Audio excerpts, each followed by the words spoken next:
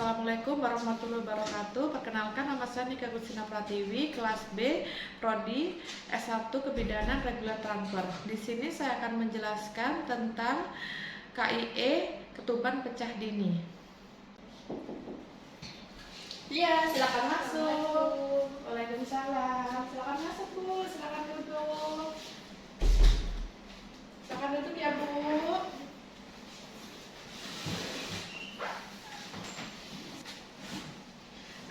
Sebelumnya perkenalkan dulu Bu ya, nama saya Bidan Nika ya. Mohon maaf, dengan Ibu siapa? Ibu Firda. Ibu Firda ya. Oke, Ibu di sini saya akan menjaga kerahasiaannya Ibu. Jadi Ibu bisa menceritakan semua keluhannya Ibu. Ya Bu ya. Iya, Bu. Mohon maaf sebelumnya saya boleh punya buku pinnya ya Bu boleh. ya. Ini anak kedua ya Bu ya? Iya, anak kedua. Ini anak kedua ya Bu. Usia kehamilannya sekarang berapa bulan ya Bu ya? 7,5 bulan. 7,5 bulan ya Bu ya. Ya, mohon maaf ada keluhannya apa ya Bu ya? Saya merasa kayak ada air-airnya keluar dari kemaluan saya. Dari kemaluan Ibu ya Bu ya. Oh iya, nanti kita akan lakukan pemeriksaan. Nah, habis saya lakukan pemeriksaan, nanti saya akan menjelaskan hasil pemeriksaannya. Oh, Ya iya. Bu ya. Oke. Mohon maaf Bu, ini keluhannya dari kapan ya Bu ya? Dari kemarin sore, Bu. Dari kemarin sore. Nah, itu warnanya apa Bu? Jernih. Jernih Ada aja. jernih. Kayak pipis gitu nggak Bu? Warnanya. Iya, warnanya nggak kayak pipis gitu ya? Iya, lebih jernih. Lebih jernih lagi Iya. ya Bu ya. Iya. Tadi sudah kita lakukan pemeriksaan ya Bu ya.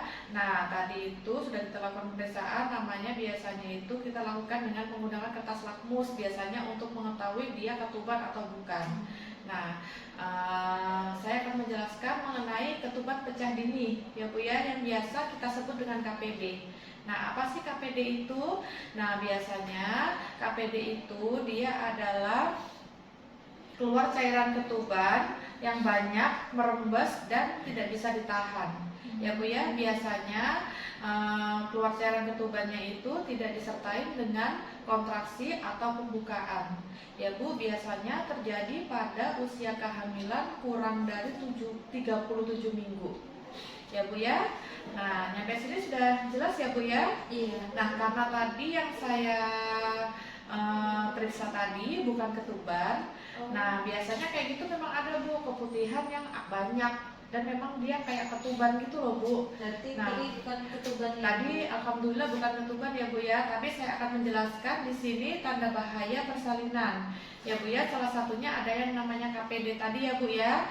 Nah, kemudian tanda gejalanya keluar air dari kemaluan. Nah, biasanya itu kurang dari 37 minggu.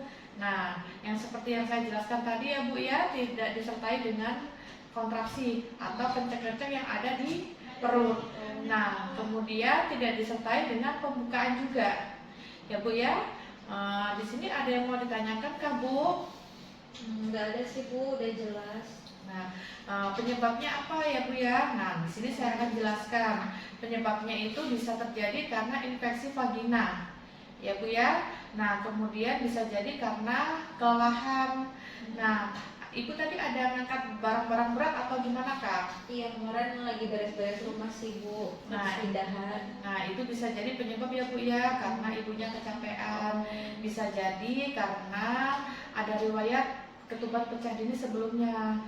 Nah, anak yang pertama kemarin ada keluhan ini enggak, air enggak? Nggak ada Air-air sih. enggak?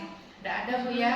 Nah, kemudian bisa jadi karena usia ibu terlalu muda, bisa jadi anak kehamilan lebih dari 3 kali ya Bu ya.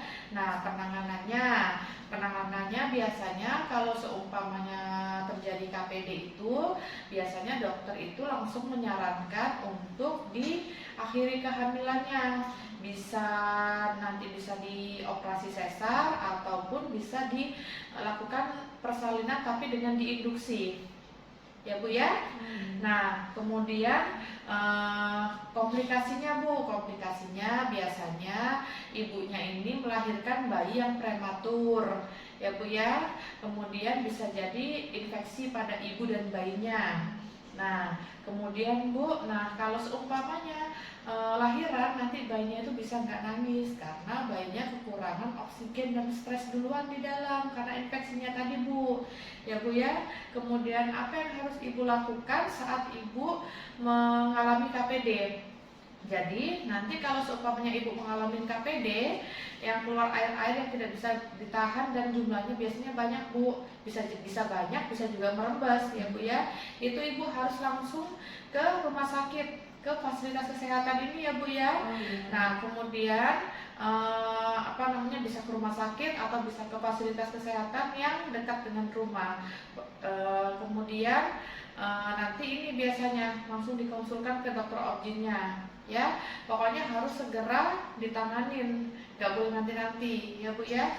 Hal yang tidak boleh dilakukan pada ibu yang mengalami KPD, yaitu Bu, ibu kalau sudah mengalami KPD, ibu nggak boleh jalan-jalan ya, jadi harus di tempat terus ya. Kalau seumpamanya nanti perjalanan dari rumah ke rumah sakit, ibu juga nggak boleh tuh mampir-mampir ke sana dulu ya, jadi harus langsung ke rumah sakit ya Bu ya.